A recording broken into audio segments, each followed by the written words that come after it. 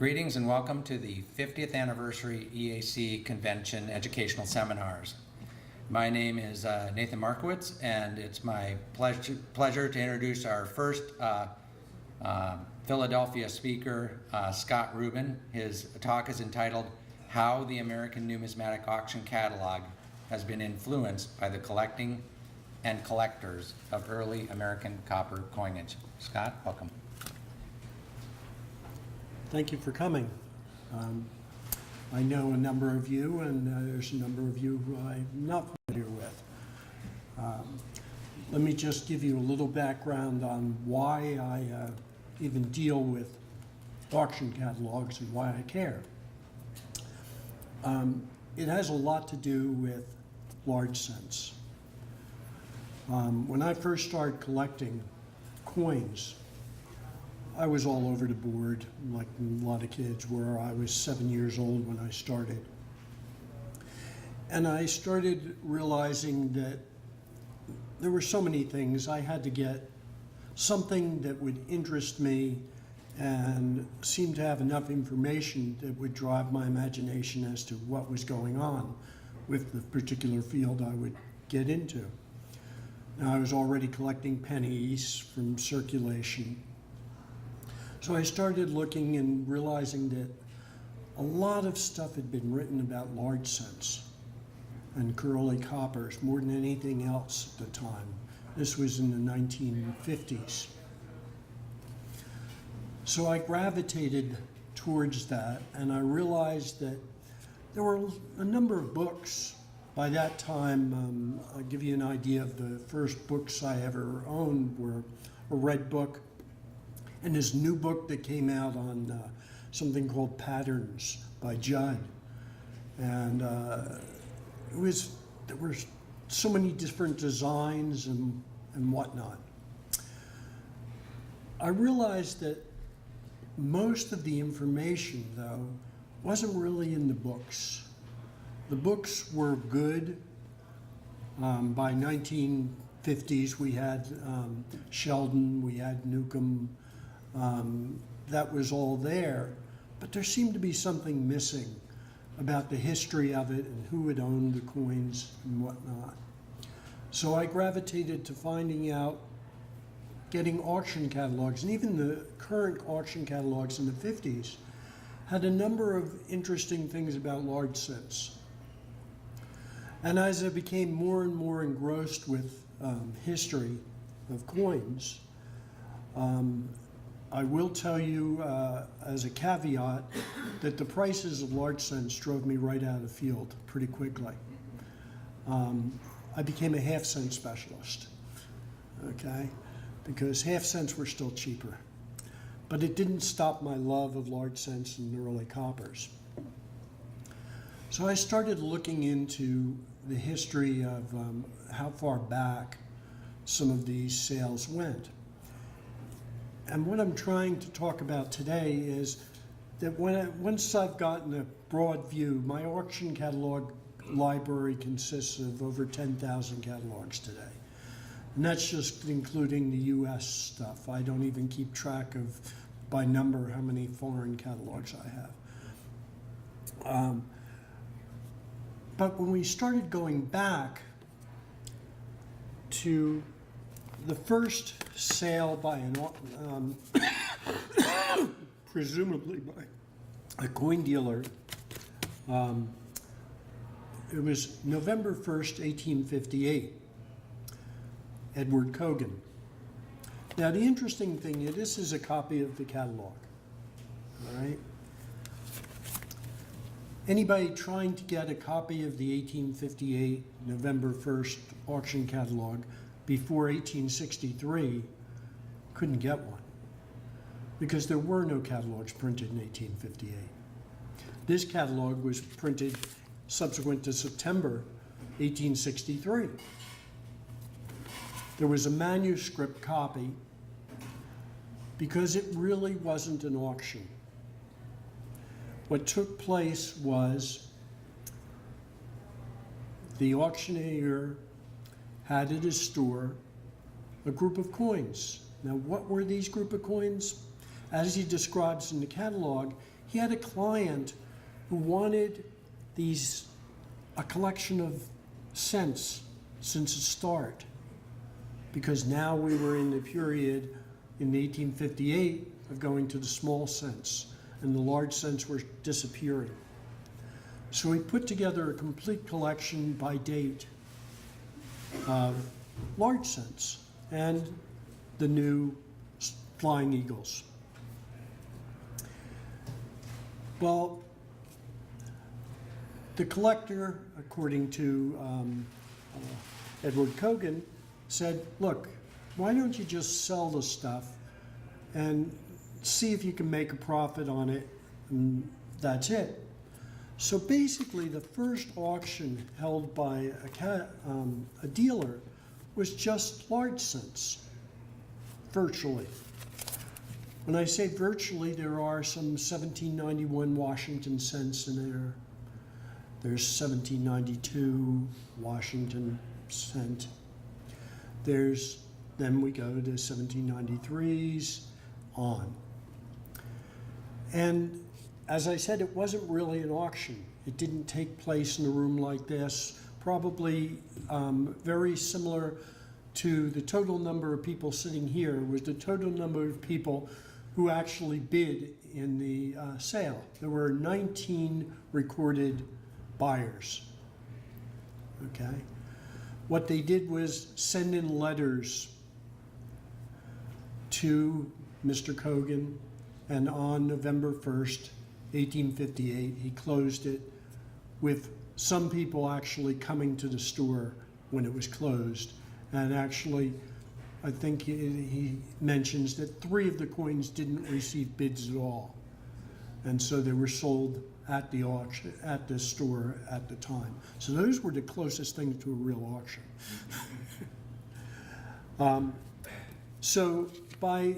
Now why would he print this then? Well, by 1870s, there was a complete attempt to try to figure out what was available. And the person who did that in terms of numismatic books and auction catalogs was named Antonelli. Now, Antonelli also had an auction or so of his own. I think only one is technically listed as his, but I think there are a couple of others that are presumably done by him. So in 1862, Antonelli had found out about the first 4 sales that Cogan had had, all of them done for manuscript. 3 of them actually done the same way as done people sending in letters or whatnot and not having a physical auction. By the 4th one, he physically had an auction sale, but it was still done for manuscript. So virtually everybody either had to have somebody come in and look at the coins because the descriptions were perfectly normal, good descriptions, like 1801 large cent. Okay, there you go. That was the whole description. Okay, so if you wanted to know whether you thought that was a really nice one or not, you had to go or have somebody represent you. And even with all that, as mentioned in 1858, there were people from all over the East Coast who actually took part in this. Now, the names are not listed in the catalog, but he numbered each of the letters. So there's 19 letters he got, and shows how much each person bid on each coin, the ones they bid on. And the last column shows how much the winning bid was. The highest price, I believe, was $28 and change, okay, for 1793. The prices went down to 1 cent, I think, on one of the 3 that he didn't have bids on initially. It was in 1833 or 1831, too common in those days to really care about. So what if it was bright red? Who cared? Okay? Most of these coins probably were about as fine a condition as were available at that time, because he was doing it for a client it was not impossible to get really nice grade pieces. Do we know what all of them are, where they are today? No. Do we know what each one? But there are a couple of them that have been presumably represented as the ones that were physically sold here today. So that's what this catalog represented. A little bit of history on the catalog. When I first started, these were very rare. There were probably 8 or 10 known, maybe a little bit more, I'm not sure. In 1982, John Hanson came in with a horde of them. When I say a horde, I believe it's been told to me there were 8 or 10 of those. This is probably one of those. It's really in nice shape. It was just probably sitting in someone's attic for years. And these became a little more available. Otherwise, these were considered fairly rare. On the front page, first page, just Cogan's statement of what I've told you already, and dated September 5th, 1863. The other 3 sales had all but already been reprinted by Antonelli in 1862. Hence, that's why Cogan felt a need for him to represent his first sale. And there is the spreadsheet, as we would call it today, of the bidders and how much each coin sold for. Now, there was an 1851 Washington cent, 1852 Washington cent, not necessarily what we consider in large cents today. But there were also a ring cent, or old chain cent, a wreath, and a Liberty cap of 1793. The interesting thing is the Liberty cap sold for $7.25, the wreath $5.13. I'm sorry, the most expensive thing was the 1792 Washington. $12.60 got you the wreath cent. Now, probably the condition of these were probably anywhere from VF to Unk or AU. But at the time, didn't command much in price. Most of the other coins didn't even make $1 in total for individual lots. So this is a first example of large cent collecting having an effect on a hobby of auction sales. This was the first appearance of an auction sale by a legitimate coin dealer at his office, whatever. And from there, things started to grow. Most people collected other things than large cents. But there were innovations that needed to be done now that we're getting into selling coins and not necessarily selling them to our neighbors around the corner that can come in and look at things. So by 1870, 1869, on June 23rd and 24th to be exact, Cogan had another sale of the Mackenzie collection. And as we see, he still had a 1791, 1792 Washington tokens, coins in there, tokens. A number of other, this was issued 2 different ways, well actually 3 ways, without plates, with 4 plates, and with 5 plates. I've owned all 3 combinations. This is the plate of large cents. The most photographed denomination or world group in this catalog, the first photographic catalog ever issued, had more large cents photographed than anything else. The descriptions were a little bit larger than just telling you of the date of the coin and letting you guess what the condition were. As you can see, there were in somewhat almost a paragraph of description. This was unusual, basically, in 1869. In 1869, many other auction sales would just have very similar to 1858, just a date, maybe a condition, and that was it. So by 1869, things were changing, and large cents again were showing the way for people to how to get an auction catalog presented. We were now using photographs.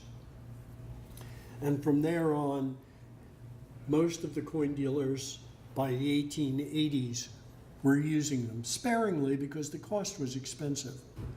But the finer coins were now photographed. Again, an influence a lot on large cent and large cent collecting. Even though I dare say that most of the people who collected in the early years collected tokens, collected Washington colonial things, that date collecting wasn't a big thing. And as we can see in 1858, it was a big thing in large cents because people wanted one of each year. And the other unusual thing to keep in mind is that large cents, up until that period of time, were only minted in one place. So you didn't worry about mint marks. Then people started worrying about the designs changed. The dies were different. They started noticing this stuff. And the catalogs became more and more verbose and elaborate, but still nothing like we see today. Here's an auction catalog from 1962. It's New Netherlands Coin Company. Now, New Netherlands Coin Company was owned by Charles Wormser at the time. John Ford, I'm not sure if he was technically a partner or he worked for him, but he was working with him at that point. And so was this guy named Walter Breen. Okay? Walter was the backroom guy.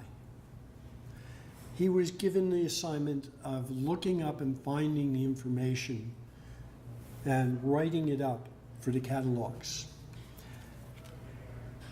That made a big difference in how catalogs were presented, because rather than what you saw by 1869 hadn't really gotten any real style to it. Yes, there'd be more information on rarities. There'd be somewhat historical information.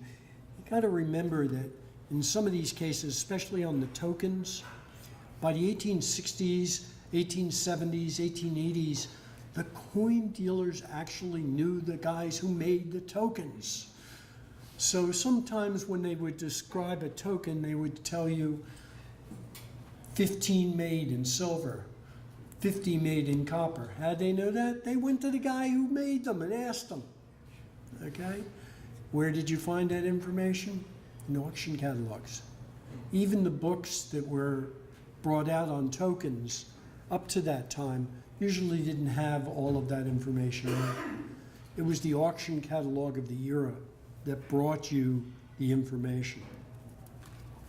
Now, this particular sale, the 56 sale, this copy, I believe, was Walter Breen's copy, and has, if all of you have, any of you have heard about his purple ink and all of that, this is pre-purple ink. Okay? These are pencil notations. Okay? And in the large sense, there was a very good collection, including the finest known 1799/8. As you can see, it starts here on the bottom, and they have a whole history of the coin and the striking and the difference and all of the details of the coin. And then Walter writes about the three people who wind up fighting for it at the end. And he writes that the buyer was Richard Picker for an enormous price of $10,500. Okay. Richard Picker was a dealer. Many of you may know the name. Mostly dealt in colonials. But if you look at the pedigree list in the books today, you'll notice that Picker's name isn't even mentioned. It went to Ted Nafsker. And as many of you know, especially when I started in this organization, he had a little nickname, God. So, that was the guy who most of the real top-notch large cents gravitated to. Even though Dennis tried to steal a few on the way. I remember going to an early show with Dennis having one of these EAC's 1794 large cents out for display. Do you remember that? 1982. Yeah. And LaGuardia, was it? I think it was Boston? Boston. Boston A&A. So, there was just, he had a nickname too. I won't go into that.